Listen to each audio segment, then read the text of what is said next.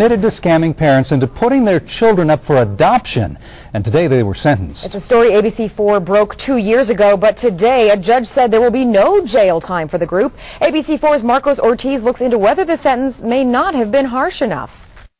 The Nybergs chose to return their adopted daughter. The Idaho family was duped into believing the child was an orphan, but her parents were living in Samoa. An international adoption agency based in Utah called Focus on Children tricked everyone.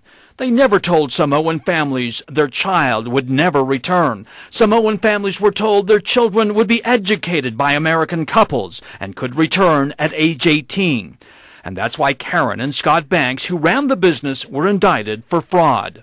After learning of the charges, Nyberg returned to Samoa with her adopted daughter, Say, to give her back. What a wonderful experience it was to see the tears when they came around the corner and saw their little girl. And to know how much they missed her. Nyberg said Say's parents had been looking for her, but Focus on Children disappeared from the area. He says Say's parents thought the child would never be found. What are they going to do? They're poor. There's no way they could ever buy a plane ticket, let alone get a passport to come to the United States to find their daughter. The Banks and 2 other defendants were given probation and banned from ever working in the adoption business. That disappointed Nyberg and another family that was duped by the Banks. We were one of the ones that thought they should go to jail, so we are disappointed in that. But, you know, we're pleased with a lifetime ban. But Rod Young of Pleasant Grove praised the Banks and even told the judge that. They gave us our son, and he's a younger brother, he's an older brother, he's my son, and I'll always be grateful to them for that.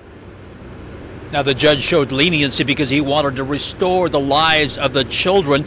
As part of this agreement, all of the defendants will have to chip in into a trust fund for all of these adopted children until they're reaching an age of 18, and that hearing will come out at a later date. In Salt Lake City, Marcos Ortiz, ABC4 News. All right, thank you very much, Marcos.